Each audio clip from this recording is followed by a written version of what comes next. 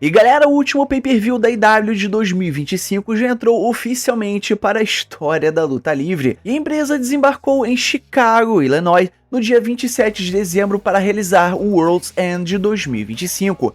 O evento contou com uma grande quantidade de combates de altíssimo nível, mais uma vez mostrando a qualidade do trabalho dentro do ringue que a IW costuma entregar sempre em seus pay-per-views. E no card, Samoa Joe defendeu seu cinturão mundial da IW em uma Fatal 4-Way Match. Chris Statlander colocou seu cinturão mundial feminino da IW em jogo contra Jamie Hayter, e o Continental Classic chegou ao seu desfecho, além de vários outros confrontos bastante importantes. Então galera, nesse vídeo eu vou fazer aí uma coisa um pouco diferente e fazer uma breve análise sobre essas lutas que aconteceram no pay-per-view, e eu vou ranquear todas elas. Mas antes da gente partir pro nosso vídeo, não esquece de curtir esse vídeo, se inscrever no canal, ativar o sininho e comenta aí embaixo para dar aquela moral marota pra gente aqui no nosso canal.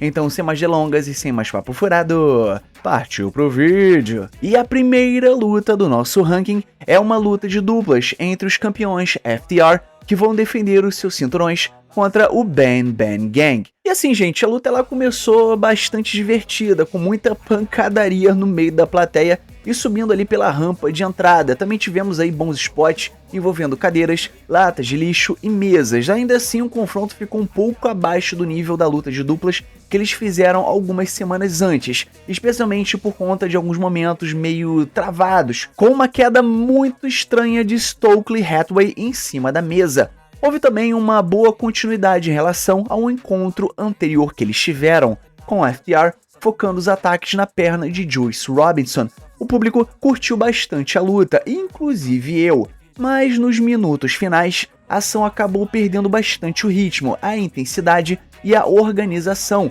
o que resultou em um desfecho anticlimático e meio estranho, quando o FTR aplicou um pile driver em Austin Gunn. Então essa luta ficará na nossa 9ª posição. E agora, gente, na nossa 8ª posição do nosso ranking, é uma luta que vale os cinturões femininos de tag team da IW. O time das Babes of Wrath vão enfrentar e defender os seus cinturões contra Mercedes Moné e a Tina. E assim, gente, foi um confronto bastante equilibrado e bem disputado aí, valendo os cinturões de tag team femininos da IW, já que terminou com Willow Nightingale surpreendendo Mercedes Moné com roll-up, impondo a ela mais uma derrota nessa fase clara queda de seu prestígio.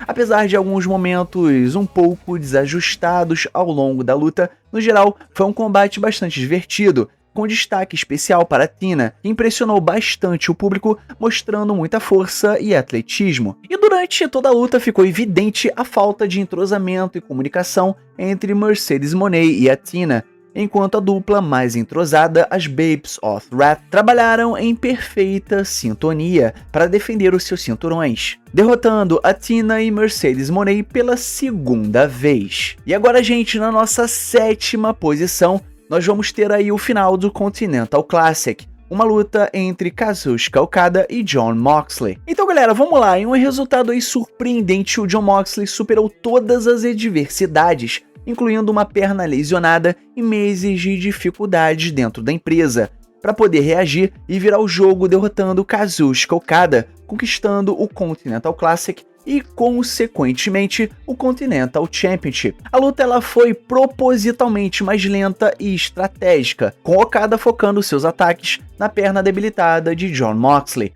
O confronto acabou sendo muito mais uma batalha psicológica do que uma exibição técnica dentro do ringue. Mesmo sentindo bastante dor, Jon Moxley acabou resistindo e teve uma boa troca com Okada, com os dois lutadores alternando golpes, low blows e utilizando seus movimentos finais. Foi uma boa luta, mas ela fica na nossa 7ª posição. Agora, galera, na nossa 6ª posição, nós tivemos aí a Fatal 4-Way Match pelo título mundial da IW. Samoa Joe defendeu seu cinturão contra Hangman Adam Page, Swerve Strickland e MJF. E essa luta, galera, foi o nosso main event da noite, embora não tenha sido nada de extraordinário. E esse tipo de combate é muito difícil de se acertar, e o main event do World's End do ano passado também sofreu bastante com esse formato, apesar do trabalho do ringue ter sido sólido e o ritmo também ter sido muito bom, pra mim faltou um pouco desenvolver histórias mais elaboradas ou criar aquela verdadeira sensação de uma grande luta. E os principais destaques ficaram por conta da reação insana do público num confronto cara a cara de Hangman Adam Page e Swerve Strickland, além do desfecho, que viu MJF roubar a vitória e se tornar o novo campeão mundial da AEW. Agora, galera, nossa quinta posição tá a luta entre Darby Allin contra Gabe Kidd. E desde o soar do gongo inicial, Gabe Kidd e Darby Allin participaram de uma verdadeira guerra, entregando uma luta individual extremamente violenta, pesada e brutal. O combate marcado por bumps insanos de Darby Allin, muito sangue e uma sensação genuína de ódio entre os dois lutadores.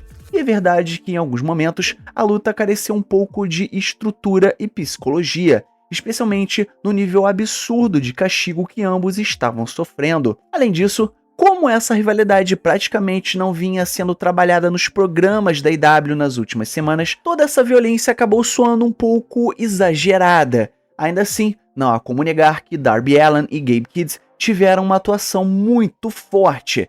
No fim das contas, Darby Allin se mostrou implacável demais para Gabe Kidd e saiu com uma vitória expressiva. E agora, galera, na nossa quarta posição, nós tivemos aí uma Mixed Nuts Mayhem. O time de Toni Storm, Roderick Strong, Mark Briscoe e Orange Cassidy vão enfrentar Claudio Castagnoli, Daniel Garcia, Wheeler Yuta e Marina Shafir. E galera, essa luta ela foi uma confusão bastante interessante do começo ao fim, com os Death Riders enfrentando The Conglomeration e Toni Storm em uma luta bastante divertida, caótica e em vários momentos completamente maluca. A AEW costuma trabalhar muito bem essas lutas mistas, e esse combate foi mais um ótimo exemplo disso, com Toni Storm e Marina Shafir se destacando bastante. Os Death Riders pareceram diversas vezes uma máquina perfeitamente ajustada, mas no fim foram os babyfaces que reagiram e cresceram na luta. Mark Briscoe garantiu a vitória para sua equipe ao aplicar um J-Driller em Wheeler Yuta. Entre os momentos mais marcantes estiveram aí Orange Cassidy e Toni Storm dançando ali pelo ringue, Claudio Castagnoli girando Toni Storm no swing e as interações entre marido e mulher entre Marina Shafir e Roderick Strong. Agora, galera, o nosso top 3 começa com a luta pelo cinturão mundial feminino da AEW. A campeã Kris Statlander vai defender o seu cinturão contra Jamie Hayter. E galera, Kris Statlander e Jamie Hayter protagonizaram em um confronto extremamente físico pelo cinturão, em uma luta marcada por golpes pesados, movimentos de impacto e quedas bem duras sobre a cabeça. Tudo isso fez o combate parecer uma verdadeira batalha entre duas lutadoras apresentadas em pé de igualdade.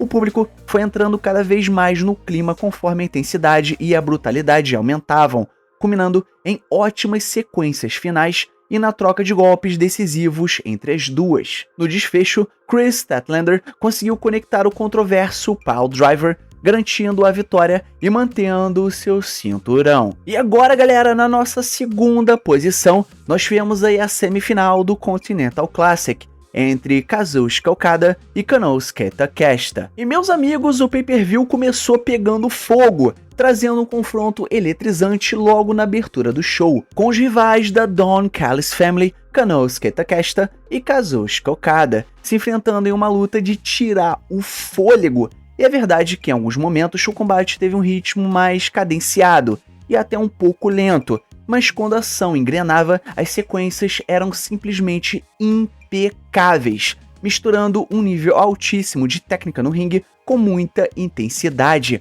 O público reagiu de uma forma explosiva, e esses grandes momentos e troca de golpes, o que resultou em várias near falls, foram incríveis ao longo da luta. O desfecho, porém, acabou sendo um pouco anticlimático para o meu gosto dentro do contexto do Continental Classic, já que Kazuchika Okada usou uma chave de fenda para atacar Konosuke Takeshita e garantir a vitória e avançar para as finais. Agora, gente, o nosso top 1, a nossa melhor luta da noite, para mim, foi entre Jon Moxley e Kyle Fletcher na semifinal do Continental Classic. E meus amigos, eu falo com vocês que esses dois travaram uma verdadeira guerra em uma luta digna de clássico. O combate começou com vários chops devastadores, muita trocação e pancadaria pesada, mas rapidamente evoluiu para uma verdadeira aula de psicologia dentro do ringue.